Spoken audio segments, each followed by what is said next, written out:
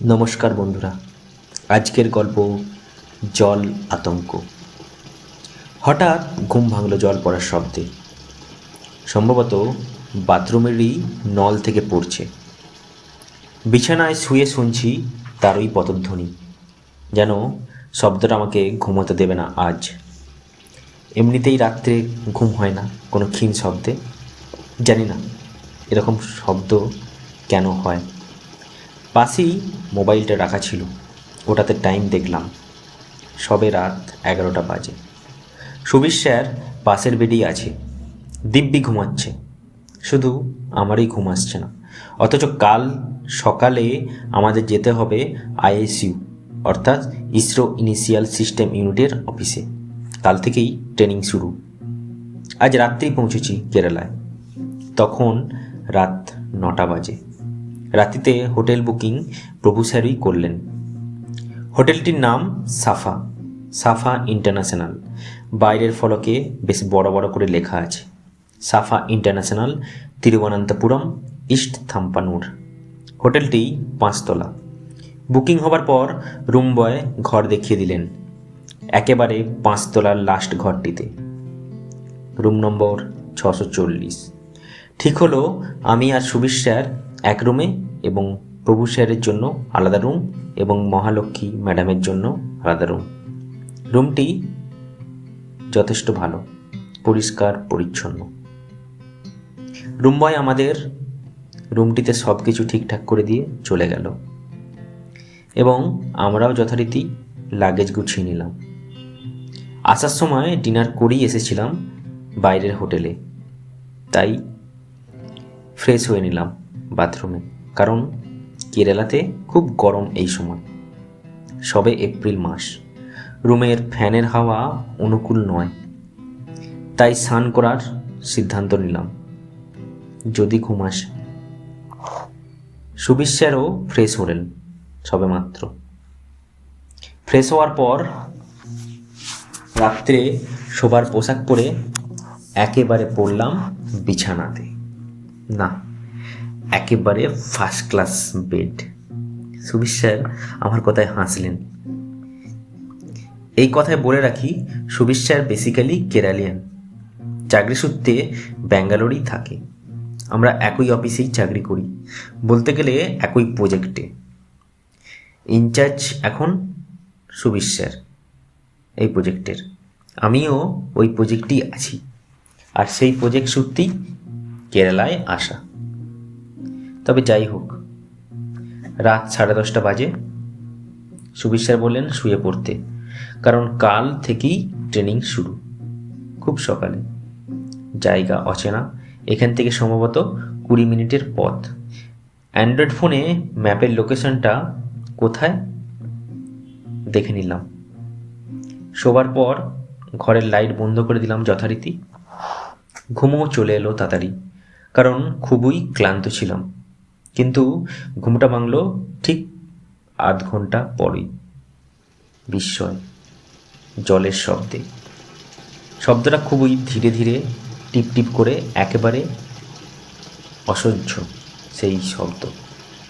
যাই, বন্ধ করে দিই। না, লাইট জ্বালবো না, যদি সুবীর স্যার এর ঘুম ভেঙে যায়। তাই অতি সন্তর্পণে উঠলাম, এগিয়ে গেলাম বাথরুমের দিকে। কিন্তু বাথরুমের দরজা খুলতেই অবাক, জলের শব্দ পুরোপুরি বন্ধ। এটা কি করে সম্ভব? তাহলে কি শব্দটা বাইরে থেকে আসছে? মনে তো হয় না। এটা স্পষ্ট শুনেছিলাম বাথরুম থেকেই আসছে। তাহলে বন্ধ হলো কি করে? না, যাই হোক, এবার শুয়ে পড়লাম বিছানাতে। না, আর তো কোনো শব্দ আসছে না। এবার যাক, নিশ্চিন্তে ঘুমানো যাবে। এবার ঘুম ভাঙলো ঠিক কয়েক ঘন্টা পর। ঘড়িতে তাকিয়ে দেখি রাত তখন 1টা, গভীর রাত। তবে জলের শব্দটা আবার আসছে একটু তীব্র শব্দে, সেই বাথরুম থেকেই। আবার উঠলাম সন্তর্পণে। এবার আর বাথরুমের লাইটটা জ্বালালাম না, অতি সাবধানে দরজা খুললাম। হ্যাঁ, শব্দটা বাথরুম থেকেই আসছে। এবার ধীরে ধীরে সুইচ বোর্ডের দিকে হাত বাড়ালাম। সুইচ বোর্ডটা ছিল ঠিক দরজার পাশেই। সুইচটা অন করতেই অবাক, জলের শব্দ পুরোপুরি বন্ধ। না, কোনো আকস্মিক ঘটনা নয়। তখন আমার স্মৃতিশক্তি হারিয়ে যায়নি, কিন্তু একটা ঘটনা আমায় অবাক করেছে যে বাথরুমের যে নলটি থেকে জল পড়ার কথা, তার নিচের বালতির জলের অস্থিরতা বোঝাচ্ছে যে কিছুক্ষণ আগে এখান থেকেই জল পড়ছিল। আর তারই চিহ্ন এই বালতির জলের গতিবিধি। সম্পূর্ণ ব্যাপারটাই আমার চিন্তা শক্তিকে বিভ্রান্ত করার চেষ্টা করছিল। কি করব সেই মুহূর্তে বুঝতে পারছিলাম না। হঠাৎ বুঝতে পারলাম কেউ আমার কাঁধে হাত রেখেছে। যেহেতু ঘরের আলো বন্ধ হওয়ার জন্য আমি আর পেছনে ঘোরার সাহস পেলাম না। সমস্ত ঘটনা বুঝে ওঠার আগেই আমি জ্ঞান হারিয়ে ফেললাম। সকালে যখন ঘুম ভাঙলো তখন দেখি সকালে রোদ্দুর চোখে পড়েছে। পাশেই প্রভু স্যার, মহালক্ষ্মী ম্যাডাম খুবই চিন্তিত মুখে বসে আছেন আমার কাছে। আর সুবীর স্যার আমাকে দেখেই হাসলেন। প্রভু স্যার বললেন, শাওমেন, all right, are you okay now? You can go, comfortable to go with training? আমিও যদিও মাথায় হালকা প্রেশার অনুভব করছিলাম, তো বললাম, আমি রেডি স্যার। প্রভু স্যার আমাদেরকে 9:30টার মধ্যে রেডি হয়ে যেতে বললেন, কারণ আজ ট্রেনিংয়ের প্রথম দিন। যাবার সময় অটো নিলাম, কারণ প্রথমবার এসেছি, তাই আমার কাছে তো পুরোটাই অচেনা। যেহেতু সুবীর স্যার মালায়ালাম ভাষা জানেন, তাই উনি জিজ্ঞাসা করলেন অটো ড্রাইভারকে, বললেন যে প্রায় 10 কিলোমিটারের পথ অটোতে লাগবে। যাবার পথেই প্রভু স্যার বললেন যে রাত্রে নাকি সুবীর স্যারই ওই হাত রেখেছিলেন আমার কাঁধে। পরে সুবীর স্যার সমস্ত ঘটনা আমায় খুলে বললেন এবং হাসতে লাগলেন। ট্রেনিং শেষ হলো বিকেল 5:30টায়। হোটেলে পৌঁছলাম সন্ধ্যা 6:30টায়। প্রভু স্যার বললেন 7:30টায় আমরা ডিনারে বেরোবো। তবে এই সূত্রে বলে রাখি, এই 4 জনের মধ্যে এখানে একমাত্র বাঙালি আমি। প্রভু স্যারের বাড়ি অন্ধ্রপ্রদেশে আর মহালক্ষ্মী ম্যাডামের কর্ণাটকাতে। তবে সবাই চাকরি সূত্রে ব্যাঙ্গালোরেই থাকে। আর সুবীর স্যারের কথা তো আগেই বলেছি। তো যাই হোক, ডিনার সেরে যখন ফিরলাম তখন প্রায় 8টা বাজে। প্রভু স্যার বললেন 9টা থেকে ডিসকাস হবে ট্রেনিং সম্বন্ধে, সুতরাং যথারীতি সবাই উপস্থিত হলো 9টার সময়। রাত 11টায় শেষ হলো ট্রেনিং প্রসেস ডিসকাশন। এবার শোবার সময়, কারণ সবাই প্রচণ্ড ক্লান্ত। ফ্রেশ হয়ে শুয়ে পড়লাম আমি আর সুবীর স্যার যে যার বেডে, কারণ প্রভু স্যার বলেই গেছেন যে কাল ট্রেনিং শুরু হবে সকাল 9টা থেকে, সুতরাং খুব সকালে আমাদের উঠতে হবে। জানি না কখন ঘুমিয়ে পড়েছিলাম। ঘুম ভাঙলো যখন, তখন গভীর রাত। ঘড়িতে টাইম 1:30টা। সেই এক শব্দ, কালকের মতো অসহ্য, আর ভাষা নেই বলার। জেগে বসে থাকলাম বিছানায়। অস্থিরতা ক্রমে ক্রমে বেরিয়ে চলেছে বুকে। ওদিকে সুবীর স্যার নিশ্চিন্তে ঘুমাচ্ছেন নাক ডাকিয়ে। কেন যে শুধু আমারই ঘুম আসছে না তা আমি বুঝতে পারলাম না। অবশেষে একটা উপায় বার করলাম। ঠিক করলাম যে বাথরুমের লাইটটা জ্বেলে দেব এবং ওই অবস্থাতেই থাকবে সারা রাত, এবং ওই অবস্থাতেই আমি ঘুমাবো। জানি না কোনো অজানা শক্তি আছে এই রুমেতে যে আলোকে ভয় পায়। তার জন্যই এই মোক্ষম চাল আমি এনেছি।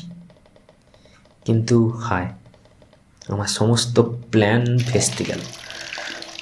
কোনো প্ল্যানই ঠিকঠাক নয়। অবশেষে সুবীর স্যারকে জাগালাম। স্যার পায়ে চমকে উঠে বসলেন এবং আমার অভিযোগ শুনে তো প্রায় রেগেই গেলেন এবং বললেন, এটা কিছু নয়, তুমি শুয়ে পড়ো, ও কাল দেখা যাবে। সেদিন রাতে ঘুম আর হলো না। পরদিন রুমে প্রবলেম বলা হলো রুম বয়কে। উনি বললেন যে ঠিক আছে, আজকের মধ্যে রিপেয়ার করে দেবেন। তবে যাই হোক, সেই দিনও ঘুম হলো না, অথচ রুম বয় বললেন যে প্রবলেম সলভ হয়ে গেছে। কিন্তু আমি তো জানি এটা সলভ হওয়ার নয়, কারণ সমস্যাটা একমাত্র এই সময়। তাই আর কিছু বললাম না। অবশেষে মুক্তি, কারণ কোনো এক অজ্ঞাত কারণে জানা হলো যে আজই শেষ হবে ট্রেনিং। তাই ট্রেনিং যেহেতু কমপ্লিট, তাই আজই প্রভু স্যার বললেন যে আজকেই আমরা বাস টিকিট বুক করছি রাত্রি। কিন্তু এই পরিপ্রেক্ষিতে বলে রাখি, আমাদের ট্রেনিংয়ে পাঠানো হয়েছিল 10 দিনের জন্য, কিন্তু এত তাড়াতাড়ি শেষ হবে যে তা আমরা ভাবতে পারিনি। তবে যাই হোক, একদিক থেকে ভালোই হলো। ট্রেনিং শেষ করে ফিরলাম তাড়াতাড়ি হোটেলে। তখন প্রায় সন্ধ্যে 6টা, রাত 9টায় বাস, তাই তাড়াতাড়ি গুছিয়ে নিলাম লাগেজ। সুবীর স্যার বললেন, রেডি সৌমেন? আমি হ্যাঁ বললাম। 8টার মধ্যে বেরিয়ে পড়লাম। রুম থেকে বেরোবার আগে দেখে নিলাম সব কিছুই ঠিকঠাক আছে। সুবীর স্যার আমাকে বললেন যে রুমের চাবিটা দিয়ে দিতে, আর ফাইনালি সব কিছু দেখে নিতে বললেন। আমিও তাই করলাম। বেরোবার আগে রুমের লাইট ফ্যান অফ করে দিলাম। কিন্তু এ কি, সেই শব্দ, টিপ টিপ। এবার আমার রক্ত হিম হয়ে এলো। আমি তাড়াতাড়ি বেরিয়ে পড়লাম রুম থেকে এবং 4জনই পৌঁছালাম নিচের তলায় এবং যথারীতি রুম বেড করলেন প্রভু স্যার। রুমের চাবি দিয়ে আমরা বেরিয়ে পড়লাম। যাবার আগে হোটেল ম্যানেজারকে আমাদের ধন্যবাদ দিলেন এবং বললেন যে থ্যাংক ইউ এখানে আসার জন্য। ব্যাঙ্গালোরে পৌঁছলাম পরদিন সকাল 10টায়। আমার রুমে পৌঁছাতেই প্রায় 12টা বাজলো। ঠিক করলাম স্নান করে লাঞ্চ করার পর রেস্ট নেব, কিন্তু সেটা আর হলো না। কারণ রুমে এসে দেখি স্নান করার জলটুকুও নেই। কারণ ব্যাঙ্গালোরে গত 3 দিন ধরে জলের সমস্যা হচ্ছে। এমনিতেই পাহাড়ি এলাকা হওয়ার জন্য জলের সমস্যা হয় এখানে। সন্ধ্যা পর্যন্ত অপেক্ষা করলাম জলের জন্য। জানতে পারলাম কাল সকালের মধ্যেই পরিস্থিতি ঠিক হবার কথা, কিন্তু স্নান তো আমাকে করতেই হবে। এমনিতেই গরম, তারপর প্রচণ্ড ক্লান্ত, ঘুম আসছিল, তবুও কন্ট্রোল করার চেষ্টা করলাম। তাই বিছানায় শুয়েই অপেক্ষা করছিলাম জলের জন্য। এমনিতেই ঘুম হয়নি ঠিকঠাক কেরালায় গিয়ে। তবে সব ঘটনা মনে করতে করতে কখন যে ঘুমিয়ে পড়েছিলাম তা জানি না। ঘুম ভাঙল সেই শব্দে, টিপ টিপ জল পড়ার শব্দে। জেগে উঠলাম হঠাৎ করেই। না, এটা কোনো হোটেল নয়, আমারই ব্যাঙ্গালোরের রুম। মনে হয় জল এসেছে। ঘড়িতে দেখি রাত 1:30। সেই এক টাইম। উঠলাম সন্তর্পণে, লাইটটা জ্বালালাম। না, সত্যি জল পড়ছে নল থেকে। না, কোনো ভুতুরে কাণ্ড নয়, সত্যি জল এসেছে। এবার স্নান করার পালা। হ্যাঁ, রাত্রি, এটাই সঠিক সময়। স্নান করার পর এক অন্য তৃপ্তি অনুভব করলাম শরীরে। হ্যাঁ, এবার নিশ্চিন্তে ঘুমানো যাবে। সকালে উঠলাম একেবারে। আজ রোববার। মুখে একটা মৃদু হাসি, চরম তৃপ্তির এক অন্য অনুভূতি অনুভব করলাম। ধন্যবাদ। গল্পটি এখানেই শেষ হলো।